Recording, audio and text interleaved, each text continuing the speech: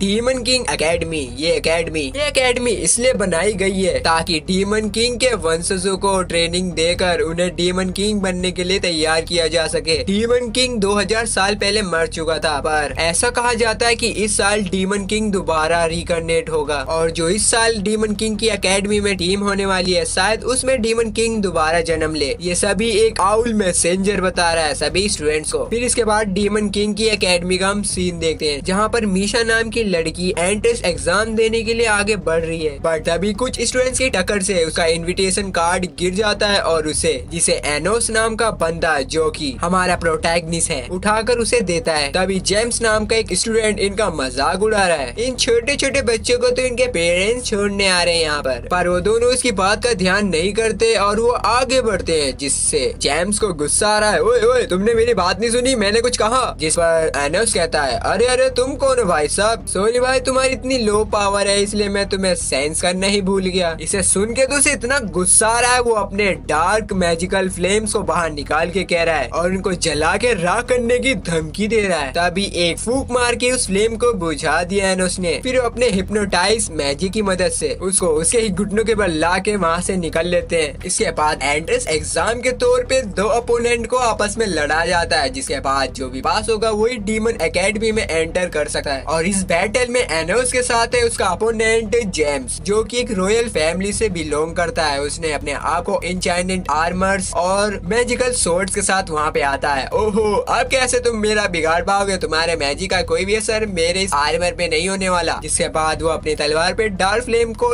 लाकर उस पे अटैक करता है, पर इस बार भी उसने फूंक मार के उस फ्लेम को बुझा दिया। अरे तुम माचिस की तीली से मुझे जलाना चाहते हो। इस पावर को देख के सभी स्टेडियम में शौक हो रहे कि एनोस भाई कैसा बंदा है तू। आगे एनोस जेम्स से कहता है कि चलो मैं तुम्हें एक मौका देता हूँ जीतने का। मैं यहाँ से हिलूंगा भी ना ही अपना मैजिक का यूज करूंगा और ना ही हवा के झोंके से तुम्हारी आंख बुझाऊंगा। चलो अब लड़ो मेरे से। जिस पर जेम्स कहता है हाँ तुम तो मेरे आर्मर में मैजिक का यूज कर ही नहीं सकते इसलिए ऐसा बहाना बना दिया ना। बट इतना बोलते ही उसकी बॉडी में से ब्लड आने लग जाता है। अरे ये क्या हुआ, ये तो अपनी जगह से हिला तक नहीं। जिसके जवाब में एनोस बोलता है तुम्हें मेरे दिल की धड़कनें सुनाई दे रही हैं, ये उसी का प्रेशर है। पर जेम्स उसकी बात नहीं मानता। मुझे पता है कि तुमने कोई चीटिंग करी है, अब तुम मुझसे जबरदस्ती हार मनवाओगे। एनोस बोलता है चलो अच्छा अब तुम अपने मर्जी से हार मानोगे। फिर वो चुटकी बजा के भाई उसको मार देता है। ये कैसा प्रोटैगनिस्ट है भाई, ये सांस से फायर फ्लेम को बुझा देता है और चुटकी से एक इंसान को खत्म कर देता है। फिर उसे 3 सेकंड के बाद भी रिवाइव कर लेता है। उसने ऐसा मैजिक का यूज किया है जिसमें ह्यूमन के मरने के 3 सेकंड के बाद उसे रिवाइव करा जा सकता है, क्योंकि उसकी सोल 3 सेकंड तक उसी एरिया में रहती है। वापस जिंदा करने के बाद एनोस उससे पूछता है क्या अब तुम हार मानोगे। इस पर जेम्स कह देता है मैं हार नहीं मानूंगा चाहे मैं कितनी बार भी मरूं। फिर क्या इसकी ये ख्वाहिश भी पूरी हो जाती है। उसको 4-5 बार मार कर फिर जिंदा कर दिया जाता है। साथ ही में वो ये भी कहता है जो इस मैजिक की मदद से बार बार जिंदा होता है उसका अपोनेंट को देखने का नजरिया ही बदल जाता है। भाई तो डर जा, अब बोल हार मान रहा हूँ मैं। फिर फाइनली भाई ये हार मान लेता है। तो दोस्तों इस तरह एनोस बिना जबरदस्ती किए उसे हार मनवा लेता है। जिसके बाद सभी स्टूडेंट्स की पावर को मेजर करा जाता है, जहाँ पर दूसरे स्टूडेंट्स की पावर तो 200 या 300 के बीच में होगी, पर मीशा का पावर लेवल 1 लाख से ऊपर का आता है। फिर इसके बाद एनोस की बारी आती है जिसमें कि वो पावर लेवल बताता है उससे पहले ही वो ब्लास्ट हो जाता है। भाई वो कहाँ से हमारे हीरो का पावर लेवल बता देगा। फिर बाकी की भी टेस्ट में एनोस और मीशा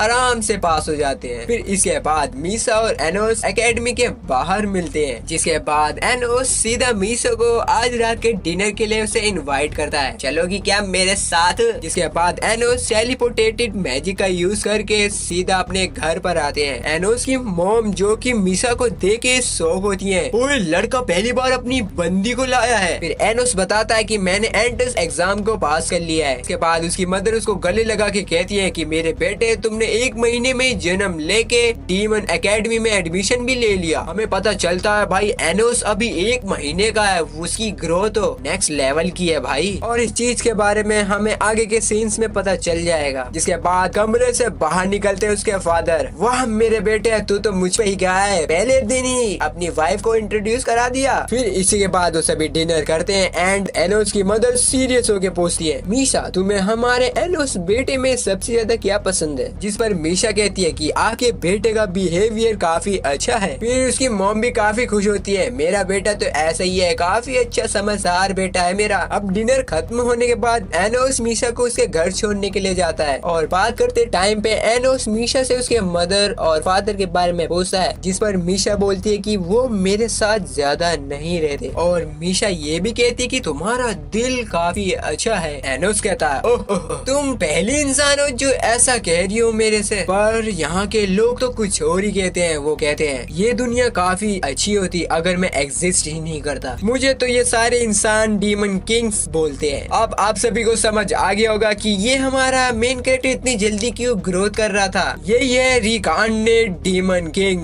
मीशा एनोस को नीचे आने के लिए कहती है और उसके सर पे हाथ रख के कहती है कि सब कुछ ठीक हो जाएगा, जिसे सुन के एनोस को काफी अच्छा लगता है और कहता है कि आज से तुम मेरी फ्रेंड हो। और वो सभी बात कर ही रहे होते हैं पर कोई क्रिएशन मैजिक का यूज करके वहाँ पे एक स्टेडियम को क्रिएट कर देता है। ये सब करने वाला कोई नहीं, जेम्स का बड़ा भाई लियोर्क है। तभी वहाँ पे जेम्स आके एनोस से कहता है कि अब मेरा बड़ा भाई आ गया है और वो तुमसे काफी ज्यादा पावरफुल है। मगर तभी उसका बड़ा भाई उसे पकड़ कर मार देता है, क्योंकि रॉयल फैमिली में किसी आम इंसान से हार मानने वालों की जगह नहीं है। जिसके बाद वो अपने साथियों के साथ एनोस पे अटैक करने के लिए तैयारी करता है, मगर वो मैजिक का यूज करते हैं उससे पहले एनोस अपने आइस की मैजिक की मदद से उन सभी की मैजिक को ओवर पावरफुल कर देता है और वो अपने मैजिक को कंट्रोल ही नहीं कर पाते और वो मैजिक उनके हाथों में ही ब्लास्ट हो जाता है, जिसे देख के लियोर को तो कुछ समझ नहीं आ रहा। रुको, मैं अपनी पूर्वजों के दिए गए पावर का यूज करता हूँ। जिसके बाद वो ओरिजिन नाम का 4 मीटर मैजिक का यूज करता है और एनोस और मीशो पे अटैक करता है, पर इस मैजिक का घंटा फर्क नहीं पड़ता एनोस पर। इसे देख के तो भाई ये कैसा बंदा है, अबे बुर्बक, ये मैजिक मैंने ही इन्वेंट किया है और तू चला मुझे ही मेरे मैजिक से मारने। जिसके बाद वो जेम्स को एक ज़ॉम्बी में कन्वर्ट करके उसको उसके भाई की तरफ ही भेज देता है और वो अपने भाई की तरफ आगे बढ़ रहा है। तुमने मुझे क्यों ही मारा, क्या मैं तुम्हारा छोटा भाई नहीं था? जिसे रोकने के लिए लियोर्क अपने मैजिक का यूज करता है, पर उसका छोटा भाई ज़ॉम्बी बनने के बाद उससे भी ज्यादा पावरफुल बन चुका है और वो इजीली उसके सारे मैजिक को डिफेक्ट कर देता है। फिर एनोस कहता है कि तुम्हारा भाई अब तुमसे काफी ज्यादा ताकतवर हो गया है, तुम उसके साथ मिल जाओ, फिर तुम दोनों आसानी से मुझसे लड़ सकते हो। पर लियोर्क मना कर देता है कि मैं इस ज़ॉम्बी के साथ मिल के नहीं लड़ सकता। एनोस बोलता है कि ऐसा ही टाइम होता है अपने लोगों को साथ रहना और उनका साथ देना। अगर तुम अपने छोटे भाई का नाम प्यार से लोगे तो वो जरूर तुम्हारी बात सुनेगा। लेकिन लियोर्क उसकी एक बात तक नहीं सुनता। अरे क्या बच्चे की जान लेगा? जिसके बाद जेम्स उसके ऊपर एक काफी बड़ा अटैक करता है और अटैक के बाद दोनों भाई एक पत्थर में बन चुके हैं। अरे ये जालिम दुनिया जो अपने रिश्तों को भी नहीं भरोसा करती। अगर इसने अपने छोटे भाई का प्यार से नाम बुला लिया होता तो ये ठीक हो सकता था। फिर इसके बाद वो दोनों भाई को जिंदा कर देता है, वही 3 सेकंड वाले मैजिक का यूज करके। और वो जाते जाते बताता है कि मैं कोई और नहीं, तुम्हारा पूर्वज डीमन किंग हूँ, जो कि 2000 साल के बाद फिर से मैं रिकार्नेट हो चुका हूँ। फिर हम 2000 साल पहले का सीन देखते हैं जहाँ पे एनोस जो कि डीमन किंग है उसके सामने हीरो कानून है जो कि ह्यूमन और डीमन के बीच में पीस लाने की बात कर रहा है। दरअसल एनोस के मुताबिक अगर वो अपने लाइफ का सेक्रीफाइस करके और एक मैजिकल एनर्जी में कन्वर्ट हो जाएगा तो फिर वो ह्यूमंस और डीमंस के बीच में एक मैजिकल बैरियर को ला सकता है, जिसके आने से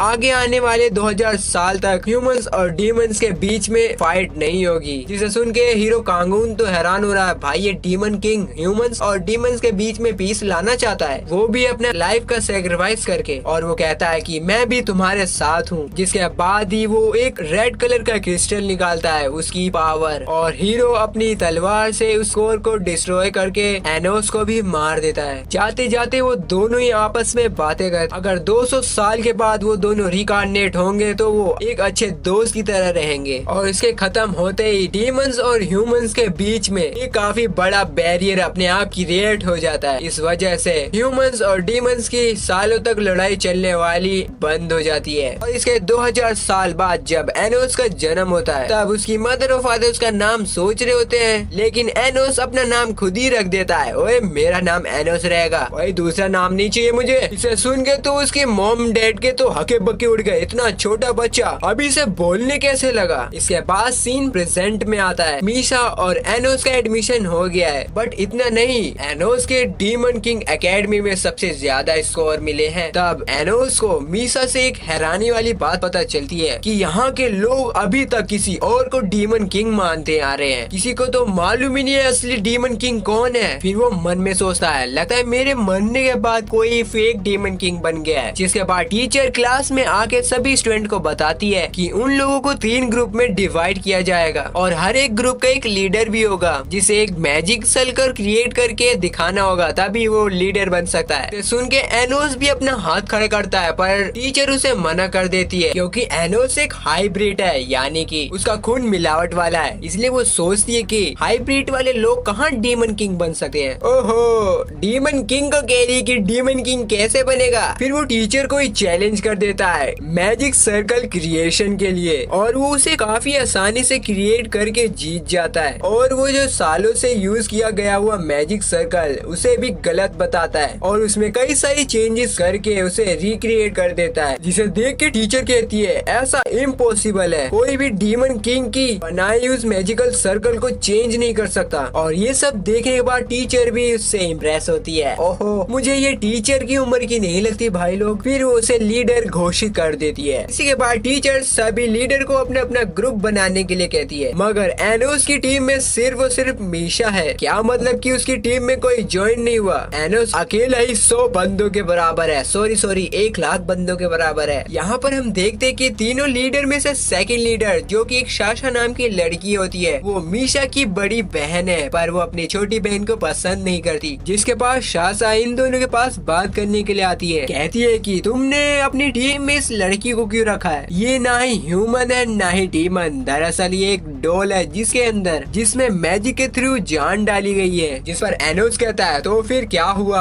अगर वो मैजिक से बनी है। और साथ ही में वो शाशा की काफी ज्यादा बुराई करता है, बड़ी आई दूसरे की बुराई करने वाली। जिसे सुन के शाशा को तो काफी ज्यादा गुस्सा आता है और वो अपनी डिमोनिक आइज को एक्टिवेट करती है, जिसके कारण वहाँ पे दीवारों में भी क्रैक आने लगे। फिर सब कहते हैं ओ बेटा एनोस तो अब गया, पर उनको क्या मालूम ये डिमोनिक आइज डीमन किंग के सामने किस काम की। फिर एनोस अपनी रियल वाली डिमोनिक आइज दिखाता है, जिसे देख के तो शाशा की बत्ती गुल हो गई और वो कहता है अगर तुम चाहो तो हमारे ग्रुप में ज्वाइन हो सकती हो। लेकिन शाशा मीसा को एक डोल कहकर वहाँ से निकल लेती है, चल निकल यहाँ से। फिर जाते हुए टाइम शाशा एनोस को टीम कंपटीशन के लिए चैलेंज करती है, अगर तुम जीत गए तो मैं तुम्हारी टीम को ज्वाइन कर लूंगी, लेकिन अगर मैं जीती तो तुम्हें मेरा सर्वेंट बनकर रहना पड़ेगा। और इसे एनोस भी एक्सेप्ट कर लेता है। इसके बाद हम सीधा डायरेक्ट कंपटीशन का दिन देखते हैं, जहाँ पर शाशा अपने ग्रुप के साथ एक बड़े से कैसल में एनोस और मीशा पर नजर रख रही है। तब वहीं पर एनोस के कहने पर मीशा भी 3 डीमन कैसल को क्रिएट करती है, जिसमें से एक रियल है, जिसे देख को मीशा को पता चल जाता है क्योंकि है तो वो उसी की बहन। और वो अपनी टीम को कहती है कि इस कैसलों में से 2 कैसल फेक है और तुरंत अपने ग्रुप में से उन लोगों पे हमला करने के लिए कहती है। लेकिन उन लोगों को पता चलता है कि एनोस उन्हीं की कैसल की ओर आ रहा है, पर इससे शाशा को कोई फर्क नहीं पड़ता क्योंकि उसको लग रहा था कि उसकी कैसल के ऊपर 3 लेयर डिमोनिक प्रोटेक्शन है, उसका कोई कुछ ही नहीं बिगाड़ सकता। पर हम सभी जानते हैं कि ये डिमोनिक प्रोटेक्शन किस काम का हमारे एनोस के सामने। वो उस प्रोटेक्शन को 1 सेकंड में ही तोड़ देता है और अपने एक हाथ से पूरे कैसल को उठा लेता है। और ये देख के शाशा तो हैरान हो जाती है, उसे यकीन ही नहीं हो रहा कोई इतना पावरफुल कैसे हो सकता है। तब वो यहाँ तक नहीं रुकता, उस कैसल को फुटबॉल बना के खेलने लग जाता है और उसको इतनी दूर फेंकता है, जिस वजह से शाशा की टीम की तो हालत हो चुकी है पतली। और सोच रहे होंगे कि अरे यार हमने पंखा किससे ले लिया, लेकिन शाशा तो है भाई लड़की, हार मानती नहीं है। वो सभी को जियो ग्रेट नाम के मैजिक का यूज करने के लिए कहती है और सभी उस मैजिक को यूज करने पे टकराते हैं। ये मैजिक काफी ज्यादा ताकतवर है, लेकिन शाशा की मोटिवेशन स्पीच को सुन के वो रेडी हो जाते हैं और वो उस मैजिक को परफॉर्म करते हैं, जिसके बाद उनके कैसल के सामने काफी बड़ी तोप अपीयर होती है। और फिर शाशा सभी टीम मेंबर का मैजिक का यूज करके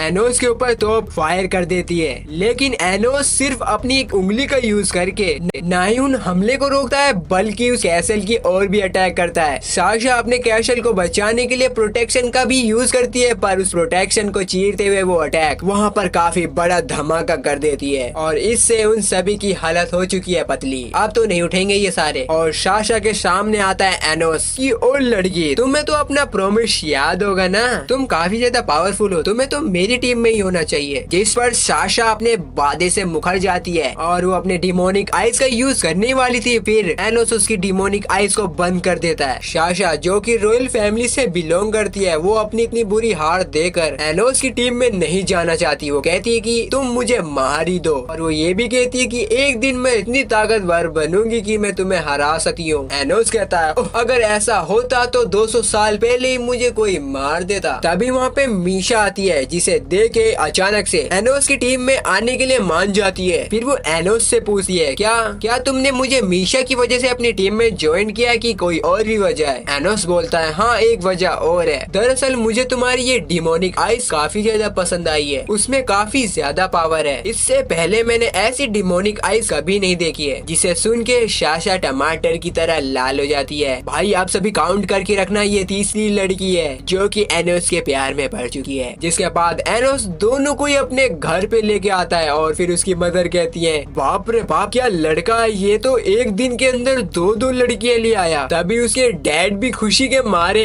रोने लगते हैं। आगे एनोस के इस हंसते खेलते हुए फैमिली को देख के साशा को खुशी होती है, नाइस बंदा है ये तो। और डिनर होने के बाद साशा मीशा से पूछती है क्या तुम एनोस को पसंद करती हो? जिस पर मीशा उसे हाँ कहती है। जिसके बाद एनोस उनको गिफ्ट देके उनके घर छोड़ने के लिए जाता है, जहाँ पर मीशा के जाने के बाद साशा एनोस से बात करती है। वो उसे थैंक्स बोलती है मीशा और उसके बीच में सब कुछ सही करने के लिए, जिसमें कि एनोस भी उसे थैंक्स कहता है। फिर हम देखते कि अचानक से साशा का मन चेंज हो जाता है और वो एनोस को पास बुलाती है, पर एनोस मना करता है, नहीं मैं नहीं आऊंगा। पर एक बार और कहने पे वो चला जाता है। फिर साशा उसके हाथ पकड़ के लिप टू लिप किस कर देती है। और ये सब होने के बाद वो साशा कहती है कि ये सिर्फ और सिर्फ थैंक्स किस है, उसके अलावा और कुछ नहीं। जिसमें एनोस उसे अपने फर्स्ट किस के लिए थैंक्स कहता है। भाई कैसा बंदा, सामने से बंदी आ रही है, तुझे बता रही है पर तुझे समझ नहीं रहा। फिर हम अगले दिन एनोस और मीशा को स्कूल में बात करते हुए देखते हैं। हमें पता चलता है कि अगले दिन साशा का बर्थडे है, इसलिए मीशा उसे गिफ्ट देने के बारे में सोच रही है। तभी साशा उनके पास आके बैठती है। फिर थोड़ी देर बाद टीचर अनाउंसमेंट करती है कि आज क्लास में डीमन किंग के 7वें वंशज आने वाले हैं, तुम्हें मैजिक स्पेल्स के बारे में सिखाने के लिए। जिसे सुन के एनोस को तो कुछ समझ नहीं आ रहा, पर साशा बताती है 2000 साल पहले डीमन किंग ने अपने ब्लड से सबऑर्डिनेट्स बनाए थे और उन्हीं में से आज 7वें यहाँ पे आने वाले हैं, जिन्होंने इस डीमन किंग एकेडमी को भी बनाया है। जिसे सुन के एनोस को समझ आ रहा है ये बंदा 200 साल से जिंदा है, मतलब ये मेरे बारे में जरूर जानता होगा। तब टीचर एनोस को धमकाते हुए कहती है हाँ वो लड़के तुम और कुछ मत कर देना गड़बड़ी इनके आने पर। एनोस भी कह देता है हाँ मैं थोड़ी ना कुछ करूंगा। जिसके बाद डीमन किंग के वंशज आयरस अंदर एंट्री करते हैं और उसके आने से स्टूडेंट्स काफी शांत हो गए क्योंकि वो काफी बड़ी हंसी है। पर एनोस बोलता है अरे वो आयरस भाई बड़े सालों बाद मिल रहे हो। इसे सुन के टीचर कहती है अरे अभी तो तूने कही थी मैं कुछ नहीं करूंगा। फिर वो तुरंत आयरस सर से माफी मांगती है, सर माफ कर दीजिए इस नादान बालक को, ये अभी नया है इस एकेडमी में। आयरस टीचर को रोकते हुए कहता है कि हम दोनों क्या एक दूसरे को जानते हैं। दरअसल आयरस को 2000 साल पहले की मेमोरीज याद ही नहीं है सिवाय उसके मास्टर डीमन किंग के। एनोस बोलता है तब तो तुम्हें मुझे याद ही होना चाहिए। फिर वो आयरस की मेमोरीज को स्कैन करने लग जाता है और वहाँ पे सभी स्टूडेंट्स हक्का बक्का हो जाते हैं। टीचर भी हैरान हो रही है, पर एनोस की उसकी मेमोरीज में से कुछ भी मिलता ही नहीं है। और आयरिस एनोस की इस हरकत से बिल्कुल भी नाराज नहीं होता क्योंकि भाई डीमन किंग है ये। फिर वो सभी बच्चों को अपनी सारी मैजिकल पावर के बारे में बताता है कि बच्चों ये सब चीजें ऐसी होती हैं और ये चीजें ऐसी होती हैं। और ये सब क्लास खत्म होने के बाद हम आयरस और एनोस को बात करते हुए देखते हैं। तुमने क्लास में जब मेरा दिमाग स्कैन किया था तब मुझे ऐसा लग रहा था कि मैं 2000 साल पहले आ चुका हूँ। जिसमें एनोस उसे एंशियंट मैजिक के बारे में बताता है कि मैंने उसका यूज किया था। आज की जनरेशन को इस मैजिक के बारे में कुछ मालूम ही नहीं है। और एनोस इस पे सीधा सीधा उसे बता देता है कि उसका मास्टर कोई और नहीं मैं हूँ डीमन किंग। और अब तक वो जिसे डीमन किंग मानता आ रहा है वो एक फेक डीमन किंग है। मेरे जाने के बाद लगता है कोई फेक डीमन किंग बन चुका है और लगता है कि उसी ने तुम्हारी मेमोरी के साथ कुछ छेड़छाड़ करी है। और इस बात पे आयरिस कुछ कहता ही नहीं क्योंकि उसे याद ही नहीं है, इसलिए वो चुपचाप वहाँ से निकल लेता है। अब सीन चेंज होता है जहाँ पे कंपटीशन एग्जाम देखते हैं, जहाँ पर टीचर बताती है सभी टीम्स को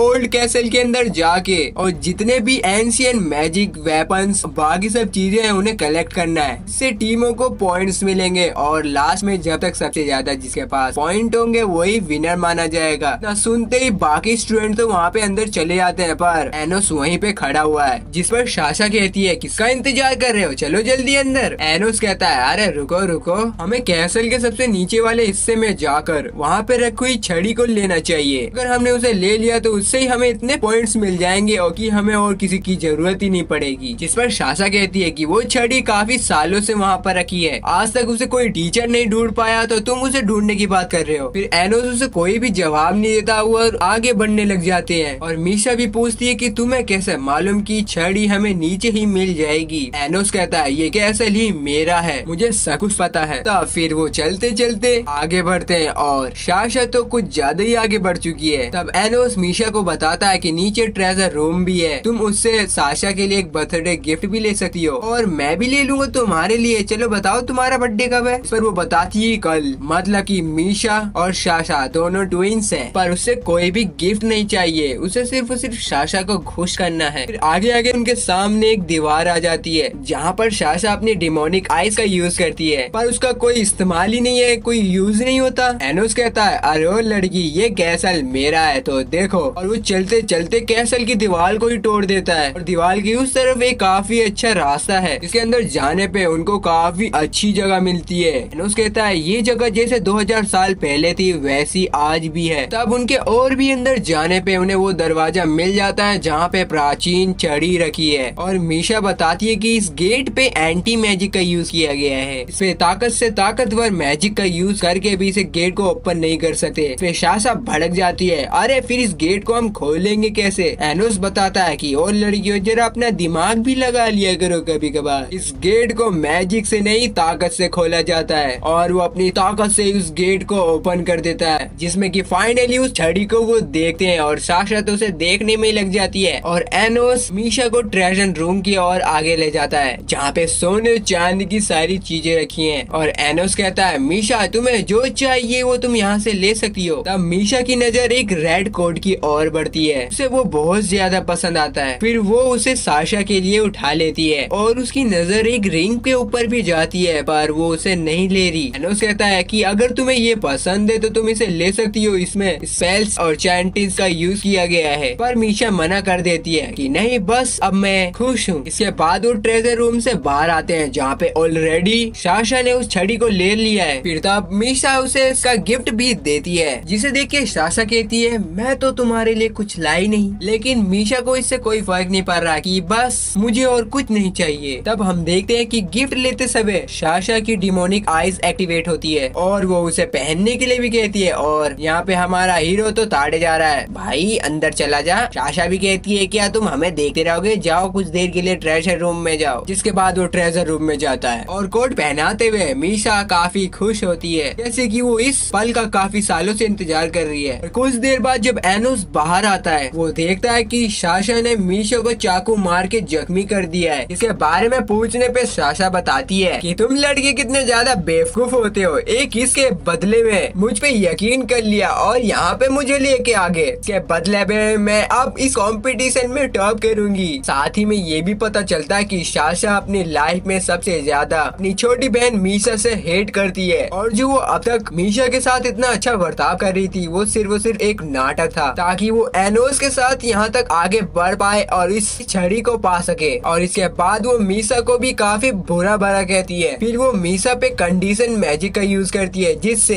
एनोस अगर साशा पे अटैक करता है तो मीशा को वो अटैक लगेगा। और ये सब सही करने में एनोस के कम से कम 20-30 सेकंड का टाइम लगेगा, इतने में तो मैं भाग जाऊंगी। और यहाँ पे साशा जब भी भागने को तैयार होती है एनोस उसे पकड़ लेता है और मीशा का घाव भी अपने आप ही हील हो जाता है। साशा बोलती है ये सब कैसे हो सकता है, तो एनोस बताता है कि जब मैं ट्रेजर रूम से बाहर आया तभी मैंने मीशा को हील कर दिया था और एक इल्यूजन मैजिक का यूज करके तुम्हें ऐसे प्रिडिक्ट किया कि उसके ऊपर अभी भी वो घाव है। मुझे तो तुम्हारी सच्चाई उसी टाइम पता चल गई थी जब मीशा ने तुम्हें गिफ्ट दिया और तुमने अपनी डिमोनिक आइज को एक्टिवेट कर दिया। और इतना सब होने के बाद साशा को काफी ज्यादा गुस्सा आता है और वो अपनी डिमोनिक आइज को एक्टिवेट करके डिस्ट्रक्शन करने की कोशिश करती है, लेकिन एनोस अपनी डिमोनिक आइज का एक्टिवेट करके सासा को फ्रीज कर देता है और वो उसे खत्म करने ही वाला था, पर मीसा उठकर उसे रोक देती है क्योंकि सासा चाहे मुझसे जितनी नफरत करे पर मैं उससे उतना ही प्यार करती हूँ। और तो फिर एनोस मीशा के कहने पर उसको छोड़ देता है और छूटते ही साशा उस छड़ी को लेके भागते हुए कहती है, मीशा तुम एक बेवकूफ लड़की हो और तुम अपनी आखिरी समय तक इसको रिग्रेट करोगी। एनोस मीशा से पूछता है ये सब क्या चल रहा है। मीशा बताती है कि वो कोई साशा की ट्विन सिस्टर नहीं है बल्कि उसके सोल से बनी हुई एक डॉल है, जिसे सुन के एनोस समझ जाता है कि ये सब किया गया हुआ काम आयरिस का है, जिसने एक स्पेल की मदद से साशा की सोल को 2 टुकड़ों में बांट दिया और हम दूसरे टुकड़े को मीशा के नाम से जानते हैं। और हमें ये भी पता चलता है कि मीशा के बर्थडे वाले के दिन यानी कि आज रात को वो पूरी तरीके से गायब हो जाएगी और साशा के अंदर समा जाएगी, जिससे साशा के अंदर डिमोनिक रेस की पावर बढ़ेगी और ये सब आयरिस चाहता था। मीशा बोलती है मुझे इस बात का रिग्रेट नहीं है कि मैं साशा के अंदर समा जाऊंगी, मैं तो ये सोच रही हूँ कि मैंने ये 15 साल अच्छे से नहीं बिता पाई। लेकिन मीशा एक्रोन ये तो लोगों के लिए एग्जिस्ट ही नहीं करती, वो तो खाली सिर्फ एक डॉल है। मैंने अपनी लाइफ में पूरा समय ही खाली बिताया है और उसके बाद मेरी मुलाकात तुमसे हुई और ये तो मेरे लिए एक मिरेकल था। इतना कहते ही एनोस उसे गले लगा लेता है। शुक्र पागल बहकी बहकी बातें क्यों कर रही है। अच्छा तुम मुझे ये बताओ कि मैं क्या तुम्हारी कोई विश पूरी कर सकता हूँ। तो मीशा बताती है कि मैं चाहती हूँ कि साशा मुझसे हेट न करे। तो फिर ठीक है, पर इसके लिए तुम्हें भी मुझे एक प्रॉमिस करना पड़ेगा कि तुम पूरी तरीके से ये बिलीव करोगी कि कल का सूरज तुम जरूर देखोगी। चलो फिर साशा को रोका जाए। दूसरी तरफ साशा जा ही रही थी पर उसी टाइम वहाँ पे गेट बंद हो जाता है और एनोस आ जाता है। उसी ने गेट बंद किया है और कहता है हाय साशा, दरअसल मीशा तुमसे दोस्ती करना चाहती है, तो मैंने सोचा कि मैं उसकी कुछ मदद कर दूं।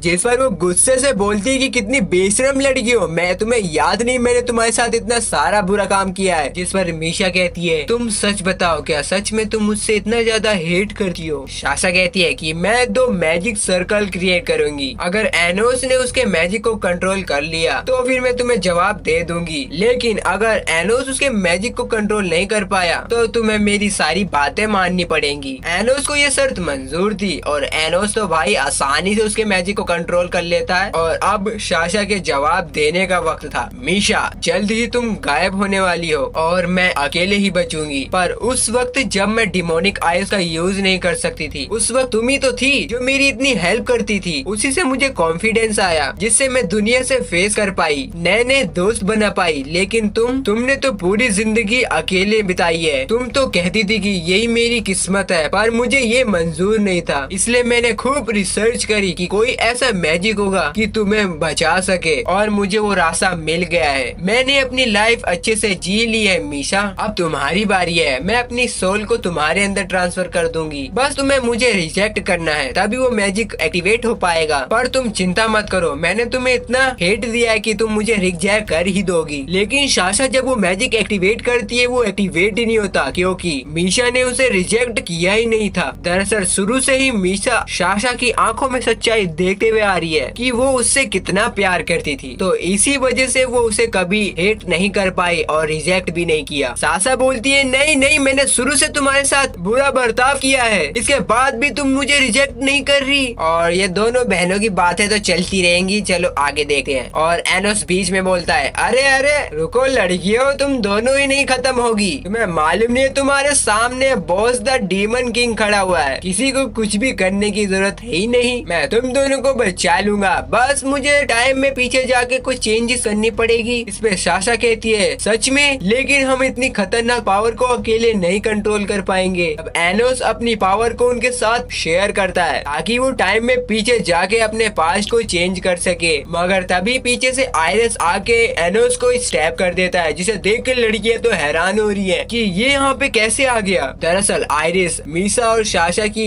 वजह से अपने फेक डीमन को दोबारा जिंदा करना चाहता है। इसके बाद एनोस कहता है कि तुम्हें मालूम नहीं है मैं दोबारा जन्म ले चुका हूँ, और फिर वो आयरिस की तलवार को ही निकाल के उसको स्टैप कर देता है और उससे कहता है कि अभी मुझे तुम्हारे से लड़ने का कोई टाइम नहीं है। इसके बाद वो टाइम ट्रेवल का मैजिक यूज करता है, लेकिन बदकिस्मती से उनका टाइम वाइट स्पेस में अटक जाता है, जहाँ पे उनका सामना गार्डियन ऑफ टाइम से होता है, जो कि टाइम को प्रोटेक्ट करने करने का काम करता है। आगे वो गार्डियन एनोस को टाइम के साथ छेड़छाड़ करने को मना करता है, लेकिन एनोस उसकी एक नहीं सुनता। इसलिए गार्डियन वहाँ पे आइरिस को लेके आता है और उसको अपनी पावर देकर एनोस को खत्म करने के लिए कहता है। ये देख एनोस तो उस पे मैजिक का यूज करता है, पर उसपे उसके मैजिक का कोई असर ही नहीं हो रहा है, क्योंकि अब वो अपने हिसाब से टाइम को चेंज कर सकता है और इसी कारण वो किसी भी मैजिक को पास्ट, प्रेजेंट, पॉज और चला सकता है। और इसके बाद आइरिस उन पे अटैक करता है, जिसपे एनोस अपने प्रोटेक्शन बैरियर का यूज करके लड़कियों और अपने आप को बचाता है। लेकिन यहाँ पे वो आइरिस भी कम नहीं होता, वो प्रोटेक्शन बैरियर के पीछे से आगे फिर से एक बार एनोस को स्टैप कर देता है, जिसके कारण एनोस एकदम से गायब हो जाता है। ये देख के आइरिस और लड़कियों को लगता है कि अब एनोस खत्म हो चुका है। बड़ा आया अपने आप को डीमन लॉर्ड कहने वाला, मगर तभी उसके कंधे में कोई हाथ रखता है। ये कोई और नहीं एनोस है, जिसने अपने मरने के बाद रीसिलेक्शन का मैजिक यूज करके खुद को वापस से रीजन्म ले लिया। भाई अब ये देख के तो आइरिस की फटके चार हो जाती है और इससे वो व्हाइट स्पेस को मैजिक को पॉज कर देता है, जिससे एनोस रुक जाए। पर लड़कियां तो इससे रुक जाती हैं, लेकिन एनोस कहां से रुकने वाला है, उसने अपनी डिमोनिक आइज को एक्टिवेट कर लिया है। ये देख के तो आइरिस कह रहा है बाप रे बाप, इसकी डिमोनिक आइज समय को मात दे सकती है। इसलिए वो उसपे एनोस पे बार बार अटैक करता है, पर एनोस पे उसका एक अटैक तक नहीं टच हो रहा और वो सोचता है कि इन दोनों लड़कियों को यकीन है कि मैं डीमन किंग हूँ, तो फिर मैं आज इसे जरूर हराऊंगा। इसलिए वो दोनों लड़कियों के टाइम के बैरियर को डिस्ट्रॉय कर देता है और दोनों लड़कियां कहती है कि हमें यकीन है कि तुम ही असली डीमन किंग हो। बस इतना कहते ही वो दोनों पास में टेलीपोर्ट हो जाते हैं और वो उस टाइम पे आ जाते हैं जहाँ पे आइरिस उनके सोल को अलग कर रहा है। वो दोनों सेपरेटली अपने सोल को टच करते हैं, जिससे ये होता है कि वो दोनों ट्विंस पैदा होते हैं। अब ये सब देख के तो आइरिस का दिमाग खराब हो चुका है, क्योंकि एनोस ने उसके 2000 साल पहले की प्लानिंग को मिट्टी में मिला दिया है। अब तो दोनों लड़कियों का पास्ट चेंज हो चुका है, इसलिए एनोस अपनी फुल पावर का यूज करता है, जिस वजह से उसकी रियल डीमन स्वैड आ जाती है और वो आइरिस से कहता है कि अब मैं तुम्हें बताऊंगा कि डीमन किंग के खिलाफ जाने का अंजाम क्या होता है। और फिर वो उस तलवार को आइरिस के सर के आर पार कर देता है और इस अटैक को आइरिस हील भी नहीं कर पा रहा है और इसीलिए आइरिस हमेशा हमेशा के लिए डिस्ट्रॉय हो जाता है। जिसके बाद एनोस अपने कैसल में आता है और रीसिलेक्शन का यूज करके आइरिस को दोबारा जिंदा करता है। वही 3 सेकंड वाला मैजिक जिंदा होते ही आइरिस एनोस के सामने झुक जाता है। मास्टर मास्टर, एनोस की तलवार की वजह से उसकी सारी डिमोनिक पावर और समय में चलने वाली ताकत, साथ ही में उसने एनोस को डीमन लॉर्ड मान लिया है, पर उसकी ओल्ड मेमोरी अभी तक नहीं आई। और यहाँ पे एनोस के माइंड को स्कैन करता है, पर इस बार भी उसे कुछ नहीं मिलता और फिर वो फेक डीमन का पता लगाने के लिए उसको बाकी के साथ सब ऑडिटेट की जासूसी करने के लिए कहता है और फिर वो वहाँ से चला जाता है। एंड फिर वहाँ पे वो दोनों लड़की आती है, मीशा और साशा। वो दोनों काफी खुश है कि अब वो दोनों बहनें एक साथ रह सकती हैं और साशा मीशा से माफी भी मांगती है। और लास्ट में एनोस मीशा को वही रिंग पहनाता है जिसे हमने ट्रेजर रूम में देखा था। ओ तेरी की एंगेजमेंट, और वो कहता है हैप्पी बर्थडे मीशा। ये सब देख के साशा को भाई जलन वाली फीलिंग आती है। तब हम एक बार और भी 2000 साल के प्रेजेंट का सीन देखते हैं, जहाँ पर एनोस द डीमन किंग अपने सलाहकार शीन के साथ एक वाटर स्पीड के वॉरियर को देख रहे हैं, जो कि एक लड़की होती है। वो अपने मैजिक की मदद से एक पानी से बना हुआ काफी बड़ा ड्रैगन बनाती है और वो बहुत खतरनाक होता है। उसके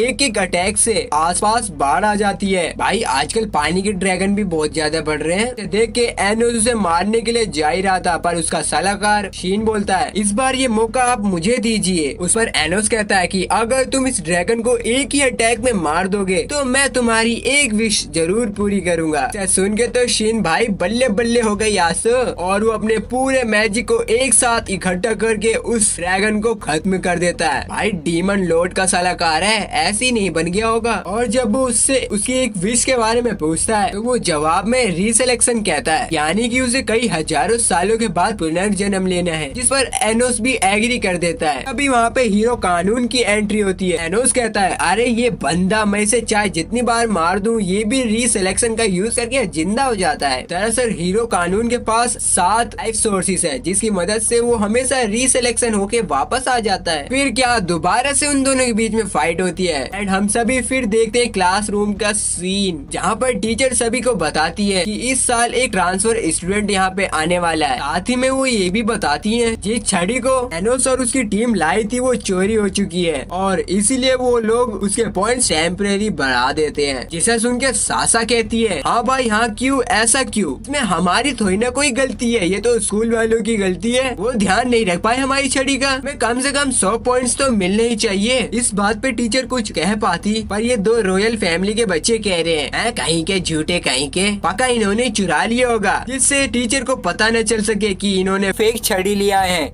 तब लीसा नाम की लड़की साशा का सपोर्ट करते हुए टीचर को कहती है पर लेकिन टीचर उसे अपने गैर कानूनी क्लब के बारे में टोक देती है जिससे वो भी कुछ नहीं कर पाती। तभी एनोस आराम से नीचे जाता है और उसी लड़के के अंदर से अपनी उस छड़ी को वापस निकाल लेता है, टीचर को वापस कर देता है और टीचर से कहता है कि चुराना था तो मांग ही लेते, मैं तो यूं ही दे देता, आने की चोर कोई और नहीं ये टीचर है, बात तेरी की। जिसके बाद हम देखते हैं क्लास के बाद वहाँ पे हमें पता चलता है कि लीसा एनोस की एक फैन है। भाई यहाँ पे आए हुए इतने दिन हुए इसके फैन बनने लगे, और ये भी कि वो एनोस के नाम का एक फैन क्लब चलाती है जिसके बारे में टीचर ने बताया था और वो उन्हें वहाँ पे ले जाती है। वहाँ पे जाके उन्हें पता चलता है कि एनोस फैन क्लब में सिर्फ लड़कियां ही है। भाई एनोस द डीमन किंग, इसकी फैन फॉलोइंग तो आसमान को छूती जा रही है। दरअसल ये सारी लड़कियां हाइब्रिड है। मैं बता दूं हाइब्रिड मतलब गरीबों का खून। हमारा हीरो भी हाइब्रिड है, इसीलिए जब से वो स्कूल में आया और उसने हाइब्रिड होने के बाद भी स्कूल में ऐसे ऐसे काम कर दिए जिस वजह से उसकी फैन फॉलोइंग बढ़ती जा रही है। गर्ल्स उसे अपना हीरो मानने लग जाती है हमारी तरह। तब साशा वहाँ पे एक बुक देखती है जिसमें कि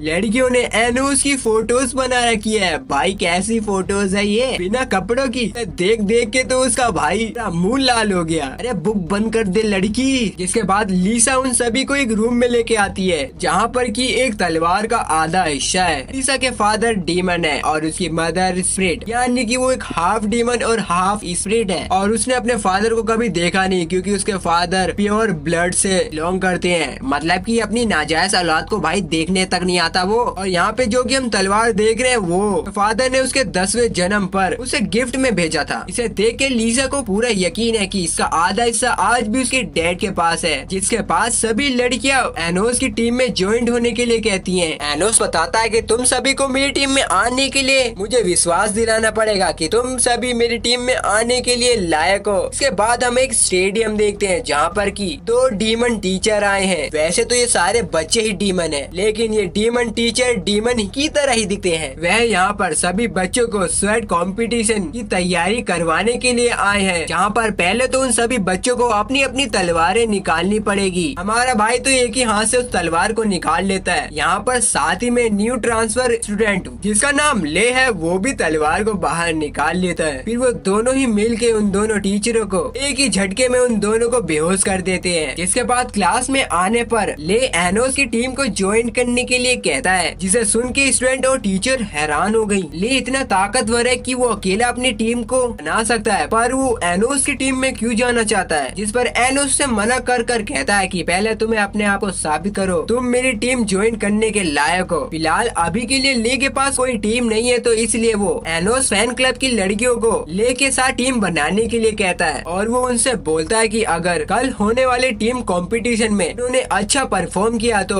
मेरी टीम में आप सभी का स्वागत है। इस पे लीसा और ले दोनों ही एग्री करते हैं और फिर अगले दिन हम कंपटीशन का सीन देखते हैं। हम ले को एनोस फैन क्लब की लड़कियों से बात करते हुए समझते हैं कि वो हाइब्रिड और रियलिटी में कोई फर्क नहीं करता, वो सभी को एक समान मानकर बातें करता है। वहीं दूसरी तरफ एनोस के कहने पर मीसा ही काफी बड़ा कैसल क्रिएट करती है, जिसमें साशा बोलती है, वारे बहना तुम तो काफी ताकतवर हो गई हो, इतनी जल्दी इतना बड़ा कैसल। जिस पर मीसा कहती है कि शायद ये रिंग जो एनोस ने दी थी ये उसका कमाल है। और फिर एनोस उनको बाय करके वहाँ से लड़ने के लिए आगे चला जाता है, जहाँ पर हमें पता चलता है कि ले ने अपनी थोड़ी सी पावर एनोस फैन क्लब्स की लड़कियों को दे दी है, जिससे कि वो ऑब्जेक्ट मैनिपुलेट मैनिपुलेशन स्पेल्स का यूज कर सके और एक बड़े से वॉरियर को क्रिएट कर सके, और वो सभी सच में ही ऐसा करते हैं। रोबोटा रोबोटा रोबो। इसके बाद एनोस ले से लड़ने के लिए एक सिंपल से लकड़ी का यूज करता है, और वहीं पे साशा को लीसा के बनाए हुए इस वॉरियर से लड़ने में दिक्कत हो रही है। तभी एनोस जो कि ले से लड़ रहा है वो उसे खतरनाक जियोग्राफ मैजिक का यूज करने के लिए कहता है, लेकिन साशा के अनुसार उसके पास इतनी पावर नहीं है कि वो जियोग्राफ का इस्तेमाल अकेले कर सके। मगर इसके बाद भी एनोस उसे ये ट्राई करने के लिए कहता है, जिसके बाद साशा भी एग्री करके उस स्पेल को एक्टिवेट करने लग जाती है, और इसके बाद ही उनके महल के सामने वही तोप आ जाती है बड़ी से, और वो सक्सेसफुली उनके ऊपर तोप को फायर कर देते हैं। इससे तो लीसा के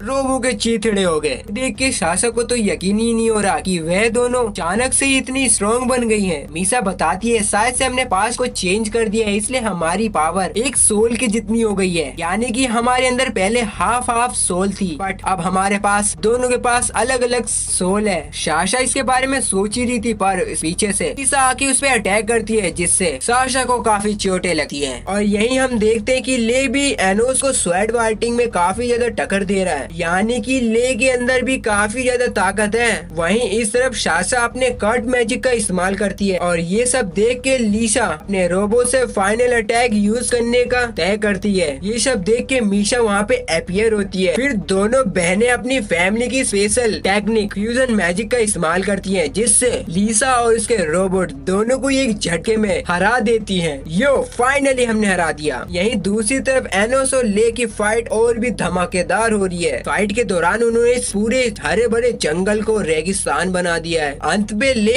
एनोस पे एक फाइनल अटैक करता है, पर ऐसे तैसे करके एनोस उसके अटैक को रोकने में कामयाब हो जाता है। आखिर में फिर एनोस जीत ही जाता है, यानी कि ले हार चुका है। इससे ले और उन सभी को लगता है कि अब एनोस हमें अपनी टीम में नहीं लेगा, मगर हमारा हीरो एनोस मुस्कुराते हुए से उठने के लिए हाथ देता है और उसे अपनी टीम में आने का स्वागत करता है। और फिर वो ले से कहता है कि अगर मैं कहूँ कि मैं ही असली डीमन किंग हूँ तो फिर क्या तुम विश्वास करोगे? जिस पर ले कहता है कि अभी तो मुझे पता नहीं, पर मुझे इस बात को सुन के कोई हैरानी भी नहीं होगी कि तुम हो ही इतने ताकतवर। इसके बाद हम एनोस का घर देखते हैं, जहाँ पे उसकी मदर काफी खुश है। एनोस ने स्कूल कंपटीशन को जीत लिया है, इसलिए इस बार वहाँ पे ले और लीसा दोनों ही होते हैं। लेकिन यहाँ पे लीसा को अनकंफर्टेबल लग रहा था, उसके हिसाब से वो एनोस की टीम में ज्वाइन होने के काबिल नहीं है। जिस पर एनोस कहता है कि ऐसा नहीं है, अब से तुम भी मेरी टीम का एक हिस्सा हो। दरअसल तुम्हारे अंदर काफी ज्यादा पोटेंशियल है। साथ ही में वो लीसा की पावर को उस वाटर वॉरियर से कंपेयर करता है जिससे उसने फाइट की थी, और हमें पता चलता है कि उसकी मदर और फादर उसे एक डीमन लॉर्ड बनाना चाहते हैं। मतलब कि उनके पेरेंट्स को अभी कुछ नहीं मालूम कि उनका बेटा ऑलरेडी डीमन किंग है। वहीं डिनर के बाद साशा और मीशा एनोस की मदर के साथ उसकी बचपन की फोटो देखते हैं कि एनोस का सच में 1 महीने पहले ही जन्म हुआ है। वहीं हम लीसा और ले को बात करते हुए देखते हैं, और लीसा ले को थैंक्स कहती है क्योंकि आज वो उसी की वजह से एनोस की टीम में ज्वाइन हो पाई। लेकिन यहाँ पे ले को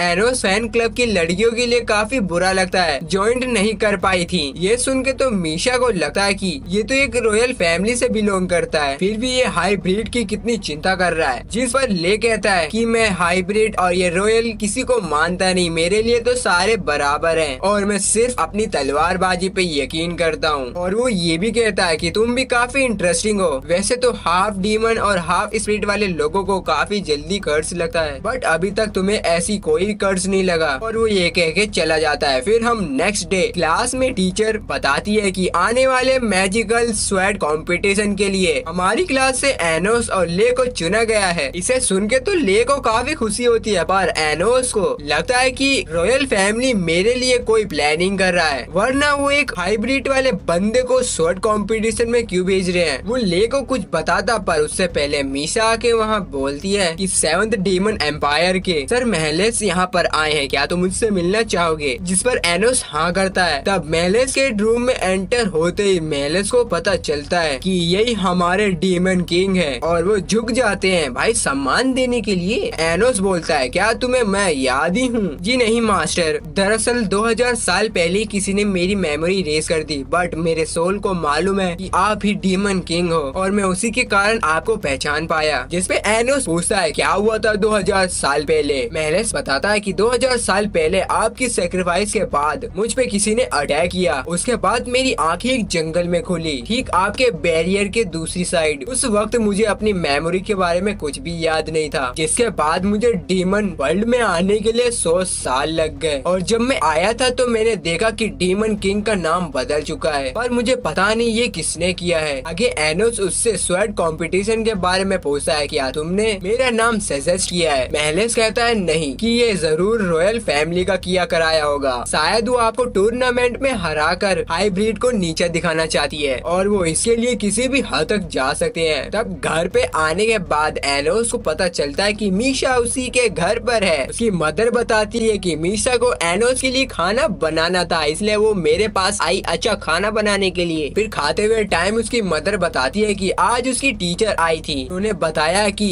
एनोस मैजिक स्वॉर्ड कंपटीशन के लिए सेलेक्ट हुआ है। जिसे सुन के एनोस को थोड़ा सा डाउट होता है, क्योंकि वो टीचर तो मुझे पसंद ही नहीं करती, फिर बात बताने के लिए मेरे घर क्यों आई? पर उसकी मदर को काफी अच्छा लग रहा है कि मेरा बेटा जा रहा है स्वॉर्ड कंपटीशन में। लेकिन उसी टाइम एनोस बोलता है कि शायद ये हो सकता है कि मैं उस कंपटीशन में हिस्सा ना लूं। फिर उसकी मदर ऐसी ऐसी चेहरे बना के देखती है कि ऐसा लग रहा है कि मेरा बेटा जाएगा इस कंपटीशन में और इसको जीतेगा भी। जिसे देख के एनोस कहता है कि मेरे पास तो कोई मैजिकल स्वॉर्ड भी नहीं है। जिस पर एनोस की मॉम कहती है, उसकी चिंता तुम मत करो, तुम्हारे डैड, बस इतना कह के वो रुक जाती है। जिसे सुन के ईशा और एनोस को शक होता है कुछ तो गड़बड़ है। एंड फिर वो खाना खाते हैं। फिर एनोस मीशा की तारीफ भी करता है कि मेरे लिए इतना अच्छा खाना बनाने के लिए थैंक्स। और एनोस उससे एक विश मांगने के लिए कहता है। मीशा तो पहले मना करती है, फिर वो लास्ट में कहती है कि मुझे कहीं घूमने जाना है। एनोस करता है डन, हम स्कूल के बाद बाहर घूमने जाएंगे। फिर अगले दिन वो एक मॉडर्न क्रिएशन शॉप में आते हैं, जहाँ पर कि वो अपनी मर्जी से कोई सा भी एक मॉडल चूज कर सकते हैं। वहाँ की ओनर भी मीशा को काफी अच्छे से जानती थी।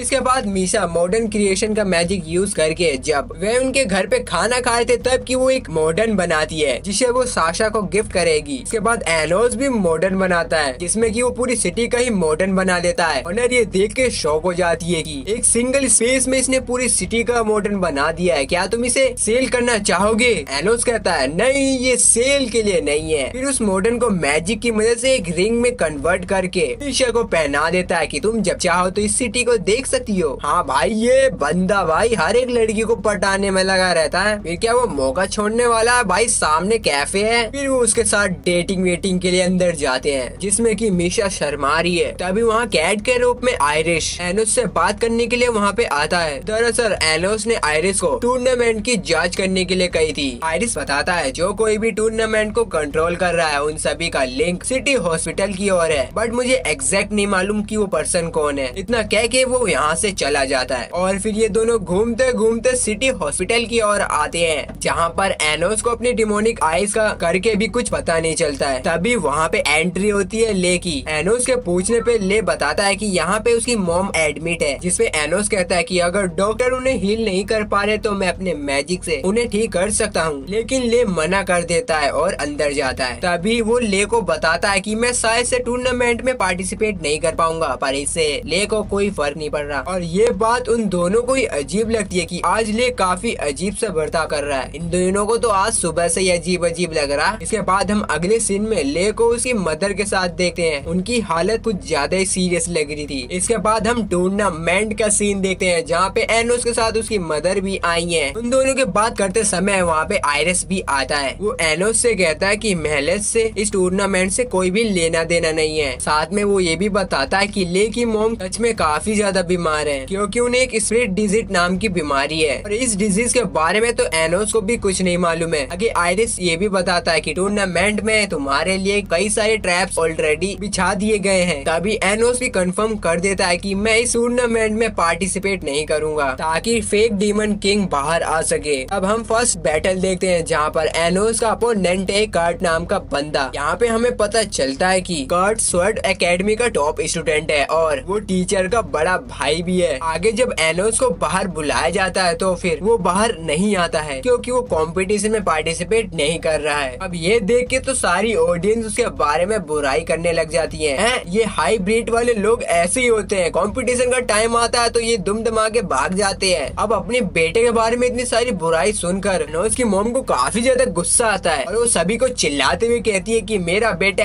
एनोस एक दिन डीमन लॉर्ड जरूर बन के दिखाएगा, जिसे एनोस भी सुन लेता है। तभी उसके फादर उसकी मैजिकल स्वॉर्ड लेके आते हैं, जिसे लाने में उनके सर में भी चोट लग चुकी है। अब ये सब देख के तो एनोस इमोशनल हो जाता है, क्योंकि उसके मॉम डैड दिल से चाहते हैं कि वो कंपटीशन को जीते और रॉयल फैमिली को दिखा दे कि हाइब्रिड होकर भी वो एक डीमन लॉर्ड बन सकता है। अब इसके बाद ही वो अपना इरादा बदल लेता है, तो तुरंत फाइट के लिए मैदान में जाता है। लो भाइयों, मैं आ गया। तब कर्ट कहता है कि मैंने सोचा था तुम तो भाग गए होगे यहाँ से, जिसमें एनोस कहता है माफ करो जनाब, मैं तुम्हारी उम्मीदों पे खड़ा नहीं हो पाया। और एनोस को चेयर करने के लिए एनोस फैंस क्लब की सारी लड़कियां गाना गाती हैं, जीतोगे भाई जीतोगे, एनोस भाई जीतोगे। इसके बाद वो कर्ट के सारे अटैक्स को इजीली डॉज कर रहा है, जिससे कर्ट को तो काफी गुस्सा आ रहा है और वो अपने स्पेशल टेक्निक का यूज करता है। पर एनोस चुटकी बजा के उस टेक्निक को ऐसे ही डिस्ट्रॉय कर देता है। फिर एनोस बस एक हमला करता है और कर्ट का फिर पतलून गीला और उसकी स्वॉर्ड भी टूट चुकी थी, यानी कि यहाँ पे हमारा एनोस भाई जीत चुका है। जिसपे कर्ट पूछता है ये इम्पॉसिबल है, तुमने एक सिंपल से स्वॉर्ड से मुझे कैसे हरा दिया। एनोस बोलता है ये सिंपल स्वॉर्ड नहीं है, इसमें मेरे फादर और मदर का प्यार भरा हुआ है। इसे सुन के तो उसके फादर का भाई झरना ही निकल गया। इसे देख के तो उसकी बहना यानी कि टीचर को काफी गुस्सा आ रहा है। तब फिर हम एनोस को स्टाफ रूम में देखते हैं, जहाँ पर उन्हें ले की जीतने की खबर मिलती है। बट ले रॉयल फैमिली की तरफ से लड़ रहा है, यानी कि वो उनकी साइड है। लेके अंदर आते ही लीशा पूछती है कि तुम आखिर रॉयल फैमिली का साथ क्यों दे रहे हो, जिसमें ले बताता है कि रॉयल फैमिली ने ही मुझे डीमन लॉर्ड बनाने का वादा किया है और इतने पैसे दिए हैं कि मैं पूरी लाइफ आराम से बिता सकता हूँ। ये सुन के तो वो दोनों को यकीन नहीं हो रहा कि ले ऐसा कर सकता है। और ले जाने से पहले कहता है कि एनोस कंपटीशन में मैं तुम्हें जरूर मार दूंगा। इसमें एनोस तभी बोलता है कि इसके लिए तुम्हें कंपटीशन का इंतजार नहीं करना पड़ेगा, अभी हम दोनों डिसाइड कर लेते हैं। फिर ले अपने स्वॉर्ड को बाहर निकाल के एनोस को मारता है और एनोस अपने हाथों से ही ले की दिलों को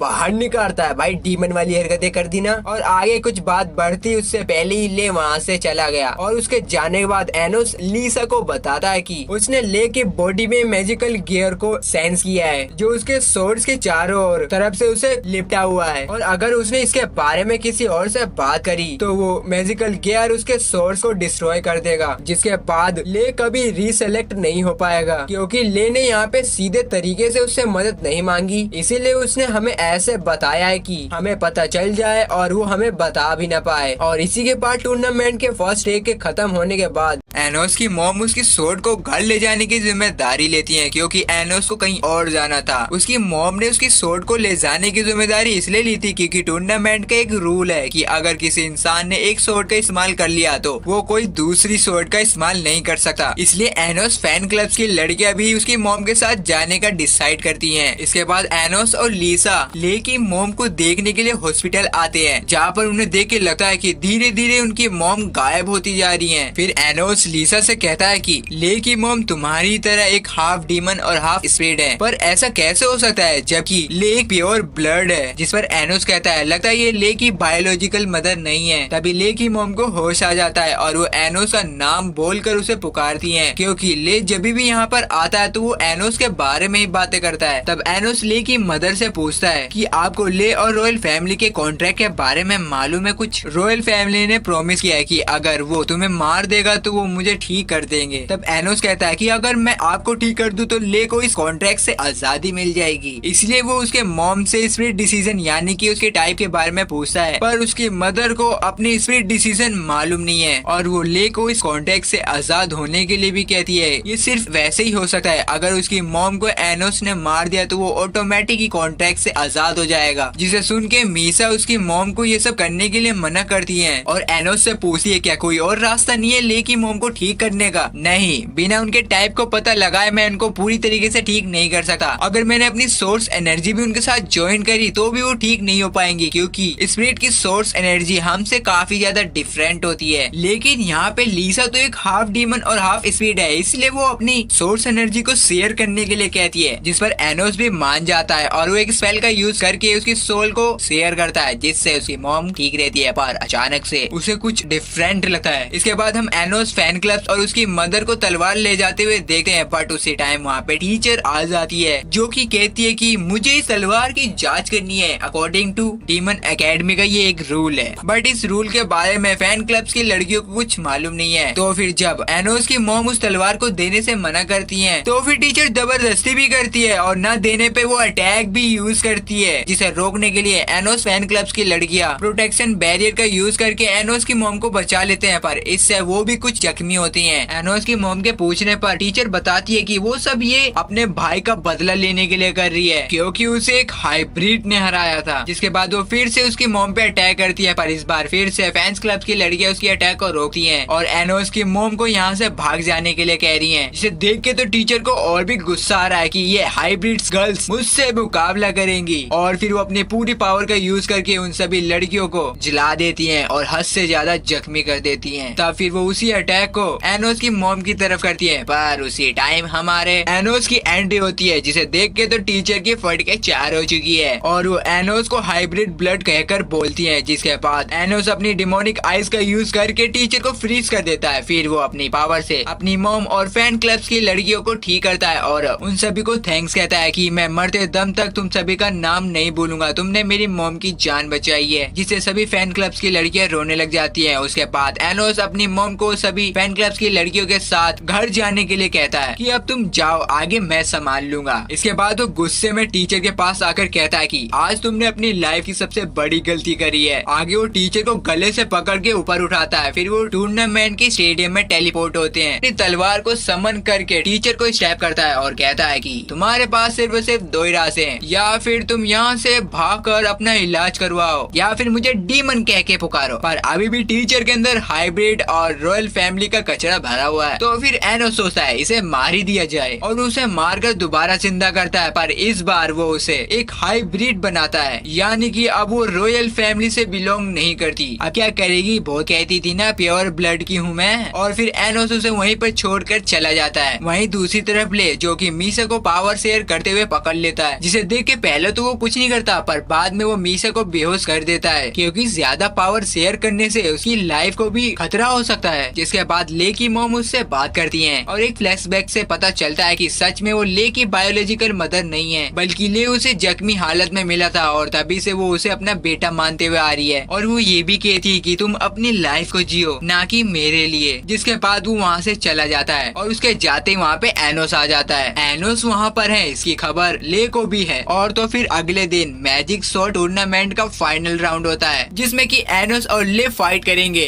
हमारा ये पार्ट 1 यहीं पे एंड होता है। अगर आपको ये वीडियो अच्छी लगी तो प्लीज सब्सक्राइब कर देना, जल्दी नेक्स्ट पार्ट आ जाएगा।